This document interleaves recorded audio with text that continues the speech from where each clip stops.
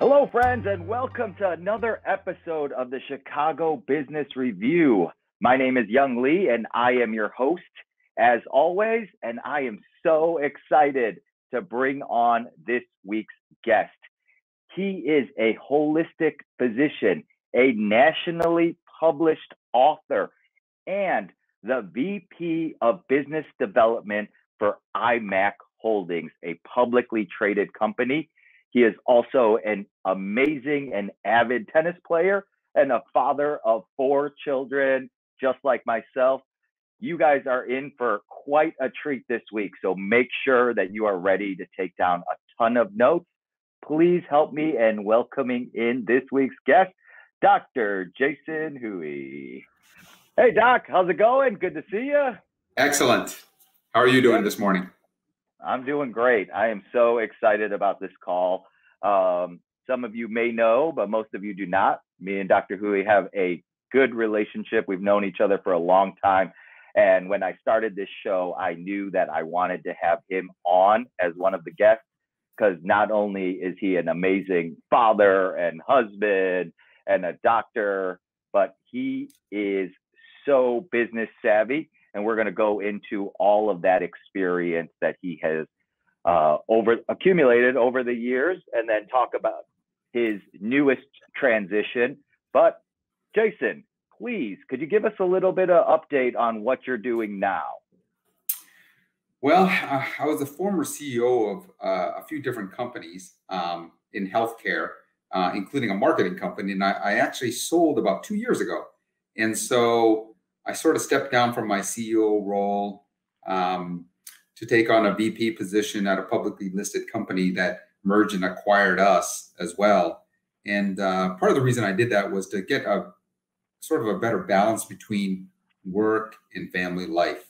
It's important to me, at some point in my life, I'm going to pivot a little bit, and this is just a different season of my life. So, working for a publicly listed company is quite different than yourself, because you have to answer a lot to the Wall Street analysts per se, right? And you have to show well. You're sort of under a microscope as well, and so it is very different. And I love it right now because it challenges me every day, a different type of challenge and stress that I had when I was a CEO myself. Yeah, no, and that's why I'm so excited to have you on, is because you've gone both routes. Is that you've done it yourself, you were an entrepreneur, not only being a doctor, but running successful practices and healthcare centers. And then now you've been able to partner, go the corporate route, go with a publicly traded company and really help them grow that business model.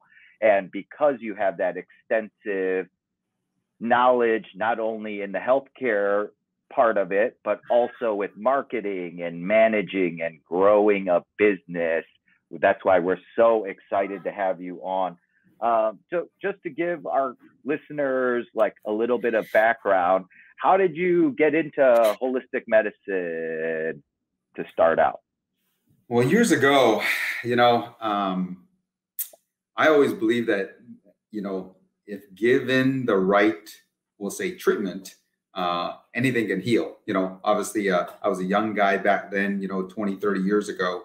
And so when I played a lot of sports growing up. When I got injured, your family physician, they said, take a pill. There's nothing wrong with that. But at the same time, sometimes I'd like to find out, hey, is there a better way so that I can help get it to heal and prevent it from coming back, right? And so I'm drawn more towards a proactive, preventative approach to medicine. Is why I went into what I went into, and I believe that because of that, it has driven me all the 24, 25 years in practice to develop a model to satisfy that, right? So it was an integrated, multidisciplinary approach, putting together, physicians and physical therapists and chiropractors and acupuncturists working all together versus, fragmented approach. So it drives me because I see the results, patients trying to avoid surgery, trying to avoid opioids, and it's changing people's lives, which encourages me to keep on going. And part of this, even though I switch gears into, IMAC here, but what they stand for is what I believe in. I didn't move from what I did before and deviate too much, because then I would sort of lose myself philosophically, and that's not very fulfilling. And you can't buy that with money, right? At the end of the day. Yeah, no, and that was very insightful. So first thing is, you had a passion or a vision because of life experiences, and that passion was to not necessarily treat things with medicine or just treat that one instance, but like continually dig deeper and try and figure out maybe what the root of the issue is or how we can prevent it in the future. But then going along those lines of then following that passion. And then you also said, like, then was it common for different physicians to like partner up like that? Or when you were getting started, like having chiropractors and acupuncturists and different physicians all working together? Or was it segmented a little bit more when you got started? So it wasn't easy putting this model, because adding medical physicians to our group who do not like to prescribe the opioids and medications. And I'm not personally against medications. I think there's a time and place for it, of course, right? But I'm saying we're in the pain space, right? And so, to find physicians, medical physicians or osteopathic physicians that, hey, have the same philosophy, same drive, stay in the same lane where, I want to, try to quote unquote fix the problem versus, well, take this painkiller, I'll see you in a few weeks if it doesn't take care of it, and I'll give you more if you want to. There's nothing wrong with that approach. It's just not my philosophy. Our philosophy is, well, let's take a look. Okay, it's a tear, it's what have you. Let's try to fix it. What can we do? And if we can't fix it, we'll refer out, of course, right? But I also believe in objective results as well, right? Before and after. If someone has torn their knee meniscus and I help them get out of pain by giving them something to take or doing even some sort of therapy, and I redo the MRI and it's still torn, what have I done? I just helped with the inflammation and pain, but I didn't really fix it, right? And so if we can get closer to trying to fix it, then I'm telling you, it's a better long-term solution, right? And that's what we're trying to develop, and that's what IMAC is actually trying to develop. In fact, we do clinical trials with the FDA and helping using cellular medicine and Parkinson's disease, and so we're trying to change the face of medicine, but it's I'll say, and this is a political statement, it definitely goes against the grain, right? It goes against the grain because all these chronic conditions, all these conditions, it's been, well, you sort of have to live with it, or we'll do what you can, but when you're in pain, come back to see us. And so we're trying to change that. And it does go against the grain a little bit, for sure. Yeah, no, I would imagine, especially with the amount of money that is in pharmaceuticals and other industries, to kind of go maybe against the grain a little bit would be difficult from what is normally accepted practice. But again, you have this passion, and that's what's driving you, and that's what then brought you together with IMAC. I know you had a practice before, and now it's called the Mike Ditka IMAC Regeneration Center. Tell us a little bit about that, and how you guys decided to partner with maybe like brand ambassadors like Mike Ditka and some of the other people.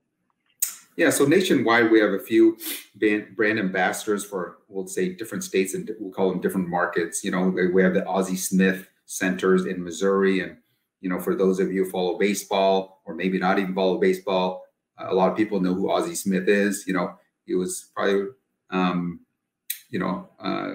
arguably the best shortstop that ever lived, right? And then you got David Price, a pitcher in the Tennessee market and what have you. So, our brand ambassadors support what we do. Many of them, have sent friends and family and have received personal treatments without getting into more details on their own body parts. And that's why they go, wow, and most of these guys have, we'll just say they have a pretty big piggy bank, right? And so they don't necessarily need to do this, but they also, what drives them is results as well, right? Most of these guys, they in the past when they were on the team, they had probably the more top orthopedic surgeons and surrounded themselves with a network of treating physicians that help them with their injuries. But but what we do is actually something very different. And when they saw, wow, I actually can get healing instead of surgery or steroids, right? It gives them hope. All right. This conversation is about why steroids are bad or medicine's bad or surgery is bad. It's just, this is our philosophy. We want to fix it as best we can. Whatever the body allows us to fix, right? And so why we chose these brand ambassadors, because they support what we do, right? And, and I'll switch gears a little bit from a business perspective. Let's say it's the Young Lee Center, can go a long way, but Mike Ditka probably go a little bit longer, only because it's branded, right?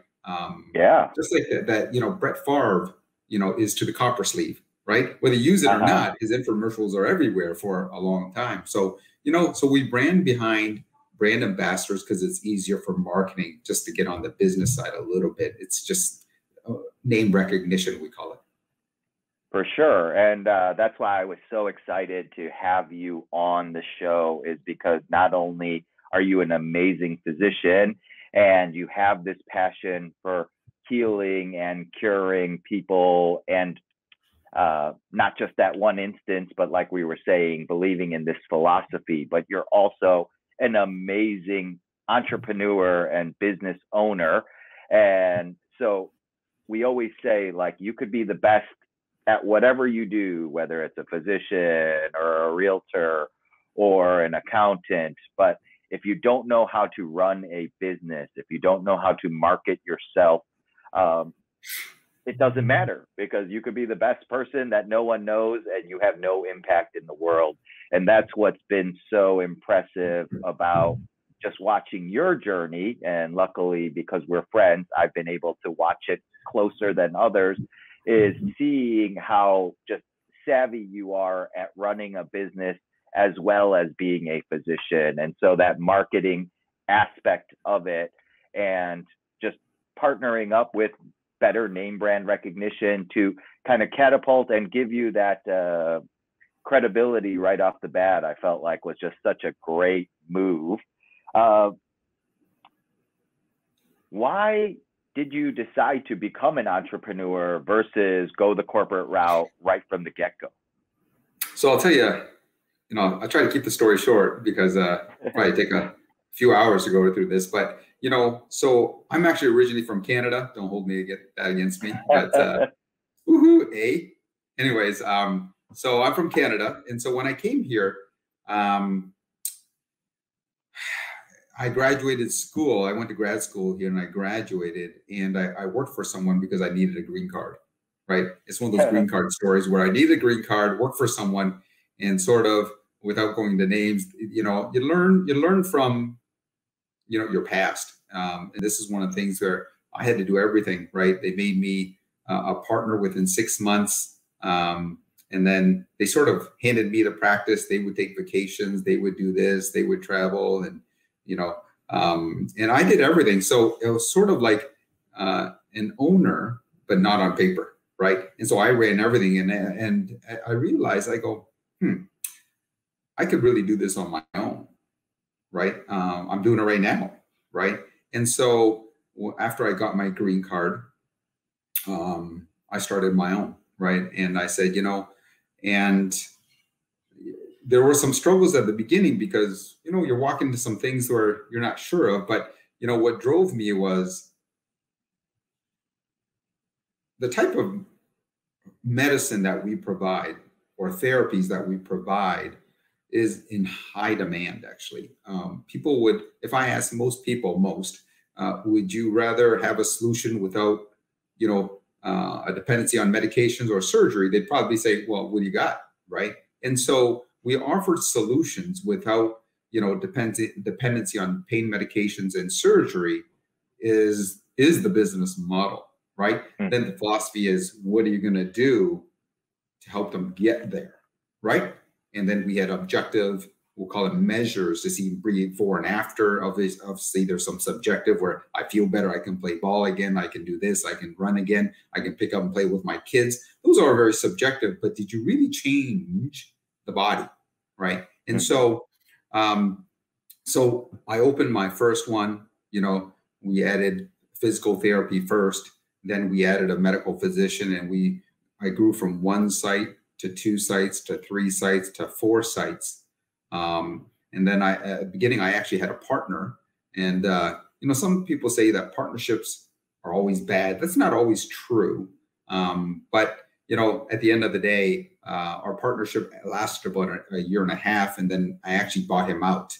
We're still friends to this day, but I bought him out mutually. He came up with the offer. And I told him, sure, I didn't even fight him on it. At the end of the day, it was enough for him to open his own practice. And we were just on slightly different wavelengths. It wasn't about money that we fought or anything like that, or disputes or anything like that. It wasn't philosophy either. It was, you know, our drive. I wanted multiple sites. I wanted to maybe even franchise the model. He wanted sort of a mom and pop kind of medical center. So we went our own ways, became friends still.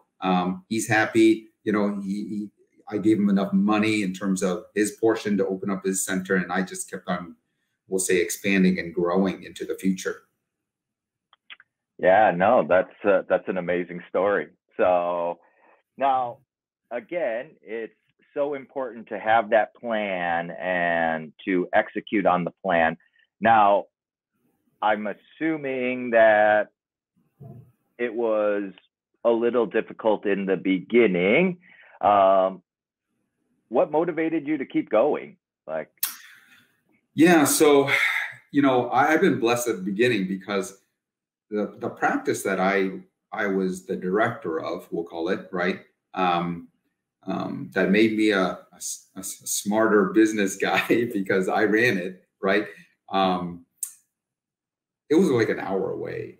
And when I started this clinic, and, you know, not to get technical, I didn't solicit anyone, but many patients followed me. And that's called free will, right? They can choose whatever they want. They somehow found out where I started the practice, and a lot of them, you know, moved over to stay under our care at our new site. And so that obviously helps you from a business, because at the end of the day, you know, you could have the best practice, the best practitioners, the best treatments in the world, but if there's no one inside, you can't keep the lights on, right? And so it helped escalate the business pretty quick. And, you know, part of being a business owner and entrepreneur, and I think in any industry, is you have to be somewhat good at marketing, right? You know, you can say word of mouth, but to me, that's the best form of marketing, but it's also one of the slowest forms of marketing, right? And so, you know, to grow, you need to look at multiple avenues. And a mentor of mine years and years ago, he gave me the rule of 5. You know, he goes, in marketing, you need 5 different avenues. And so I had 5 different avenues to boost the business part, which are patients coming in. If you own a restaurant, well, word of mouth is just 1. Maybe print advertising is 2, but you need 5. And so that's the rule I went by, and that's what I live and die by today, the rule of 5, right? And so I built a business around that plan, because if you have a good product, you can help people and people are happy, right, then you can continue the business model by enhancing what you have already in place, right? And so it kept me going because the drive was, I was getting great results. The patients were happy. They were referring. I always tell everyone who works for me, who worked for me in the past, if no one is referring to you,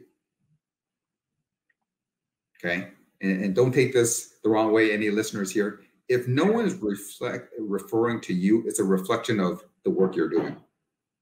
I'll give you an example. If I go to a restaurant, if I like a movie, if I like this pair of shoes, I'll tell the world, you should try this. You need a dentist, someone mentions dentistry, you should try my dentist. So if no one's referring to me, that means I'm not doing a good job. I am very humbled because that means that for whatever reason, maybe it's my personality, blah, blah, blah. So when people were referring, that means we're doing a good job. And that means typically comes down to customer service and satisfaction, right? And so marketing is one thing. Coming in, doing this, getting treatments with poor results, okay? One, they can still refer to you because you did a good job. But two, if it's more like a mill type, it's about numbers, it's about that, they can see it, they can feel it. They won't refer to you just because they think you're trying to have them come in just because of money. And are you doing necessary services for them? We've never done that. And so we die by that principle, and it's grown for us. We may not make as much money as a lot of clinics out there, but our track record has been pretty consistent for us. Oh my gosh, there was so many amazing nuggets in there. So I just wanted to touch on a couple of them.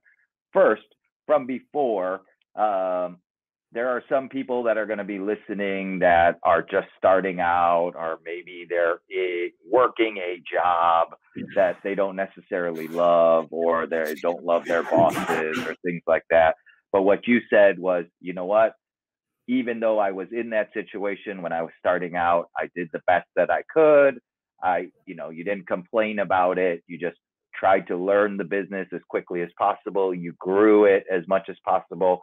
And even if you feel like you're in a situation that is not ideal, as long as you're consistently putting in your best effort, things tend to work out for you in the long run. So don't get discouraged because you are in this one season of your life where things might be difficult. It's the compound effect of effort over time. And people always overestimate what they can get done in 1 year, and they underestimate what they can get done in 5 years. So make sure that you're staying consistent, that you're working hard, and that even if you're in a position that might not be ideal or your favorite, that you're giving it your all the time. The other thing that you mentioned, the two other things that I took away there, was the rule of 5. That people, you better write that down, because that was just free business advice that you got. Like, if you have just one way of attracting clients or business, you're going to have a tough time surviving, let alone grow. But having those different avenues at which you can attract business is going to be crucial, because there are going to be times when referrals slow down, or marketing might change from print to online, or things like that. And so having that diversity to continually grow your business was such great insight by you. And the last thing that you said, which I'm going to be a little bit firmer on, is you should be offended if people are not referring you business, because that really is a reflection on you. You really should. One of the first things that I learned that was so freeing and also very helpful in me growing was you have to take 100% responsibility for what's going on in your business, in your relationships, just in all aspects of life. You can have a string of bad luck or a season of bad luck, but at the same time, if you're doing the rule of 5, where you're trying to bring in business in different avenues. And like you were saying, you're providing that good service where you have the client's interest first and foremost. They will refer you. It is human nature to want to share whatever you have that you think is the best with other people around you. So really having that self-awareness and analyzing, and don't be offended, just realize it and then see what changes you might need to make. So incredible insight there. And so thanks for that. I guess, what would you say is one of the most important things to focus on if you're trying to grow a business? And I know we talked, it could be what you just said right now, but what are some other things that you focus on in terms of growing business? Because your role right now is business development with IMED. Yeah, so, I think, in my opinion, everything starts with marketing first, right? We learned that very quickly, even during this COVID, season, where people had to pivot and figure it out, right? People who didn't have an online presence, social media, they suffered, right? And so you got to figure it out. And so the first thing is, I think marketing is number one, okay? And then two, you have to establish, even how big or small your place is. I always believe in like a little bit of an organization board, right? Where you have different departments working on, even if it's like a two-man company, right? Yeah. Divvy up what you're going to do, right? Stay in your lane a little bit, and, someone watch the money, someone do this, and what have you. And then once you figure all that out, at the very end, you got to take a look at, what we call, and you've heard this through the industry, what we call a return of investment, right? Is the time spent, the money spent, are you getting a return, right? Any business who's in business for themselves, you want a return. You want to play the stock market, you need a return. You don't want to donate money, right? And I've done, a lot of pro bono services to friends and family and other, fellow church members, what have you. And sometimes you need to do that, is because, you're a philanthropist, you want to help people. But if you did that all day long, you probably don't have enough money to keep the doors open, right? And pay people, right? And so when people are working for you, I always look at it, you're also responsible for their lives as well, right? So if the business suffers, you're going to suffer as well, right? Everyone around you suffers. But at the same time, you need a team is really important. For me to get to where I'm at, I had to have a team. I couldn't do it all myself. In fact, I worked on the business more than I worked in the business, after a while, right? And that's important because, if you only can grow so much if you're always in it. But if you're working on it, but you have to find a good team to be in there. I'm talking about a team that's willing to go to war for you, right? Not a clock in, clock out kind of guy, right? Mm-hmm. Because when it hits 5 o'clock, they said, I'm out. But you're not done your work. I'm out, right? Yeah. Versus, you know what? I'm going to stay. I want the company to do well. I deserve to get paid if the company does well. That's fantastic. I gladly pay for someone who has that mentality versus I'm going to clock out kind of person. Oh, yeah, you're asking me to pick up the garbage. That's not really my hat to do that. I was a CEO and I picked up the garbage. What's wrong with that, right? So you also need to lead by example. I learned earlier on that positional leadership doesn't necessarily go a long way. I'm telling you to do it because that's why you should do it. You should do it because you want to do it, right? And so sometimes you do have to pull that position card and say, you know what, you just got to do it, right? This is something I need you to do. But how much easier is it if your team is, a self-starter? Oh my goodness, I'm going to get the work done. I'm done. Is there anything else you want me to do? That's reflects on leadership, right? And so, I think those are key principles of running any business. You have to have a good team. You have to have good leadership, right? And the team has to have a willingness philosophically to do, what it takes to help the business grow. Because, I think people grow in two ways. One is, the easy one is I'm motivated by money, right? Bonuses and commissions, right? Yeah. Right? That's natural. Which But is the other real. one also is self-motivation, where you have a moral ethic code to yourself. I have a duty to do work, right?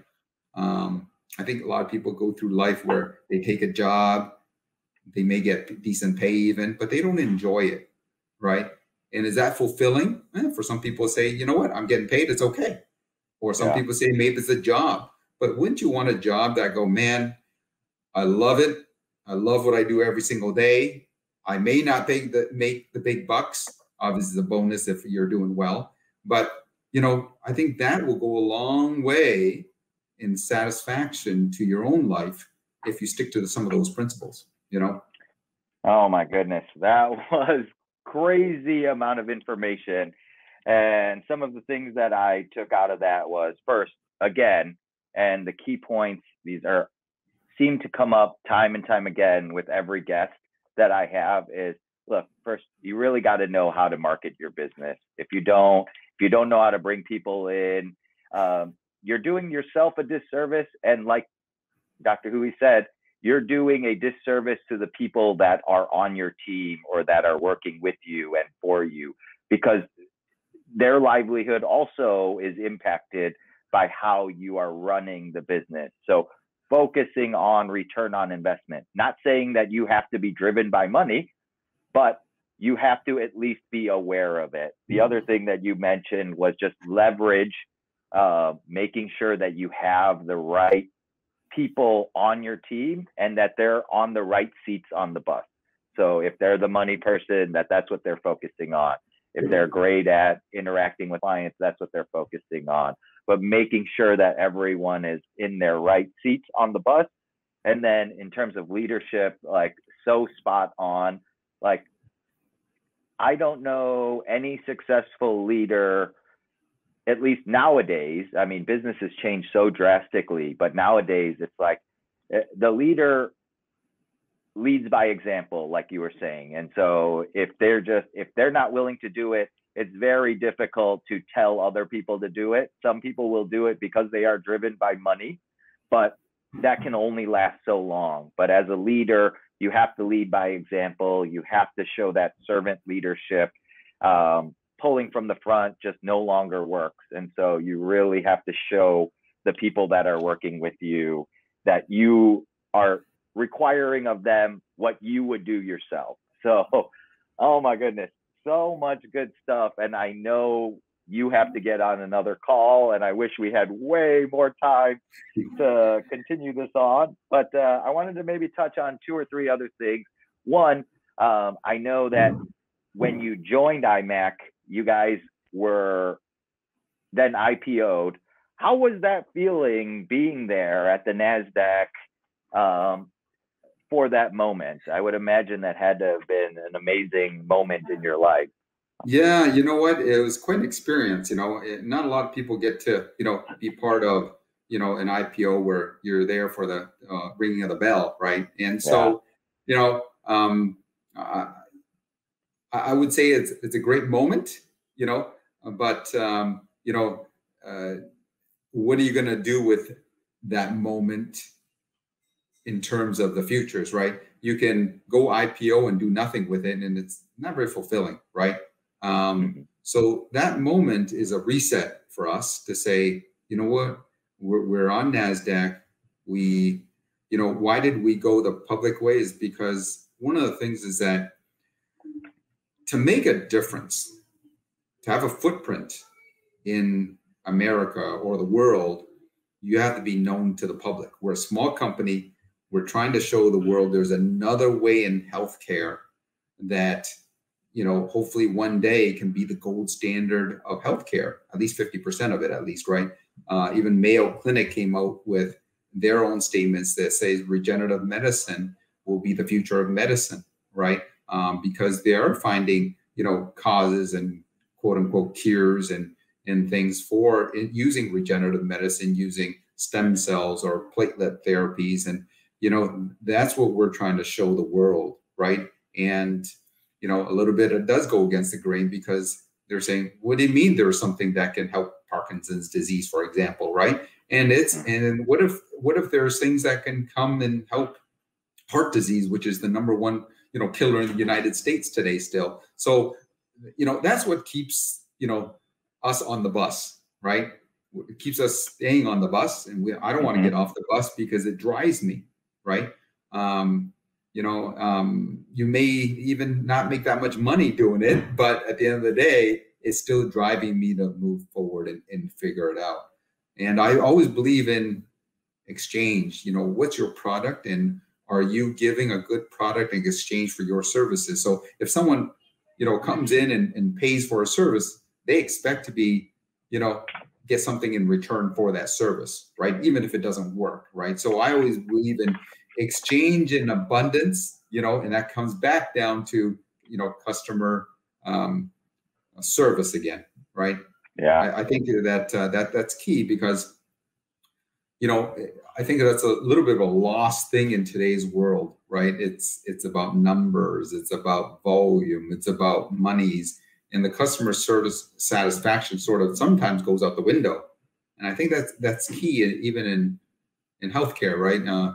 Would you rather have someone that you walk in through the door, hey, Young, it's great to see you, versus, hey, just sign there?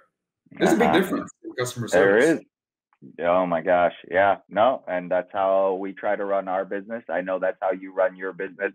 And that's how we've had a certain level of success, is from that philosophy. And so that was incredible.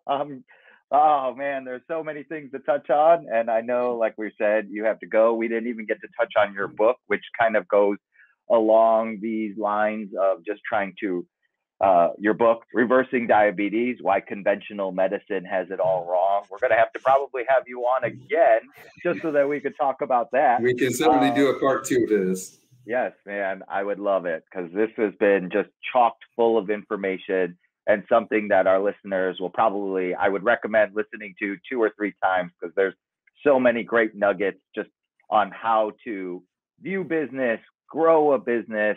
And Dr. Hui has done it from beginning to end, and he's given you the blueprint on how to do it and compress your time in doing it. Another thing is, and like I said, we'll try to run through it quickly, but I mentioned in the beginning that not only are you an incredibly successful physician and business person, but you also have a family, and you have 4 children like myself. You're also an avid and amazing tennis player. How do you? I had to be older for that one.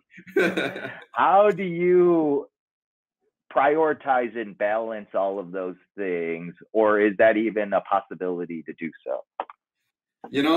I think I've grown to learn to have priorities. Earlier on, I was so career driven. It's easier when you just, not easier, but, you just have, no kids and just a wife, right? It's, I have one person to satisfy per se, right? As you add more and more kids, you have to have that balance. My wife may say something different, but at the end of the day, you have to find that balance, because you need the time to spend with your wife and kids, and, because when you look at it, sometimes sit back and see what's really important to you, right? It could be spiritual, it could be family, it could be, money could be your God, right? But for me, money is not my God. And so and that's part of the reason I backed off and say, you know what? I love what I do. I want to keep on doing it, but on a different season of my life, right? There's no reason for people to ask me all the time, why do you want to retire? Why do I want to retire? Right. I want to keep on going I think, until the mind stops working for me. Right. I want to work. Right. But I had to find that balance between work life, family life, and then of course, trying to fit in a tennis game here and there as well Yeah. to keep the exercise going, to keep the body going. But I've been blessed with.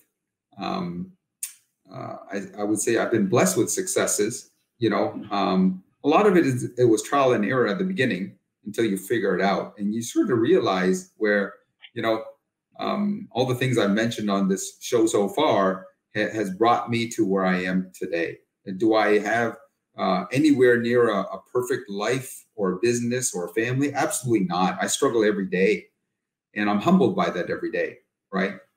It doesn't matter how much money you have in your bank account. Is life fulfilling for you? Is really what it comes down to. And if it's not fulfilling and you hate your life, one of my good friends who's making 7 figures every single year, he hates his life. He went through a divorce, but you know what? He wasn't happy, right? And so, it really comes down to what makes you happy at the end of the day, right? Whatever that is. Yeah. Yeah. No, that was such a great answer. Because success is in the eye of the beholder, but for most of the successful people that I know and that I interact with, it is about having that balance. It is not just about making as much money as possible, but having those impactful relationships, giving back, having a good spiritual relationship, like having a well-rounded life versus just being good in one aspect of life is so crucial and important. And it's been such an encouragement to me seeing you over the years prioritize these things and maybe make some difficult decisions based upon what the world might think, but that you're making them with the lens of, is this best for my life in this season, and not listening to the noise outside. And of course, it's worked out well for you, and we wish you continued success. I know you got to get going. Yeah, I know you got to get going. But what's one thing maybe that people don't know about you, like that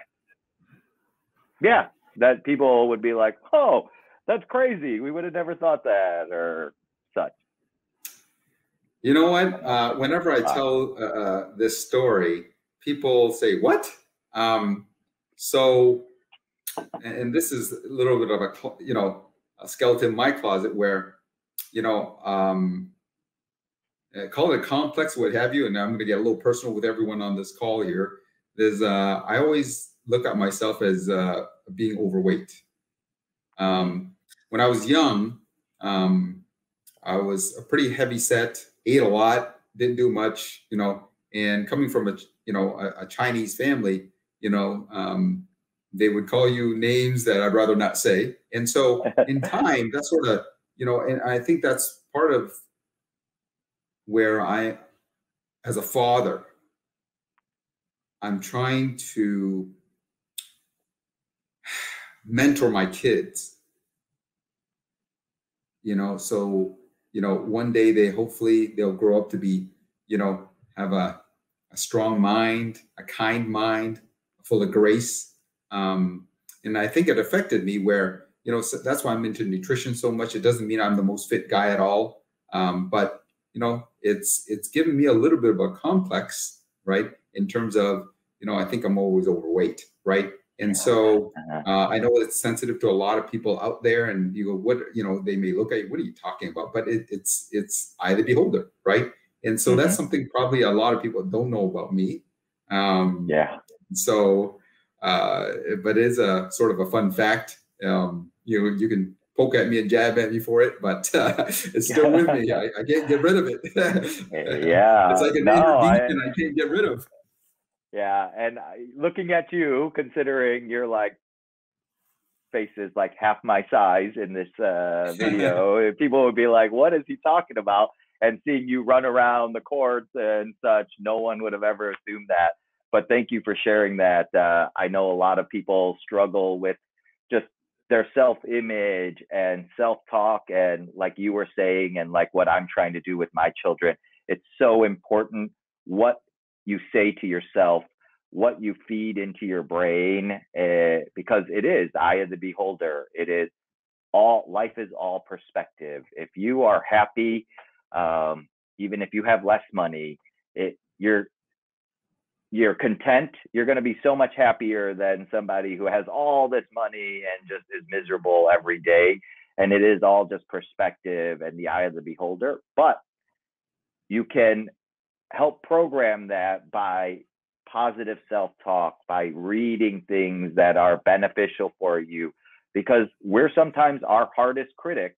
Some of the things that we say in our own head are things we would never say to other people, and yet we constantly berate ourselves. So thank you for sharing that. I'm sure that will be very helpful for other people. I know you got to get going. We're way past the deadline, but we wanted to thank you for being on. Thank you for sharing all of these incredible nuggets. And hopefully we'll have you back on so that we can talk about the book and some of the other things that I know that you're doing.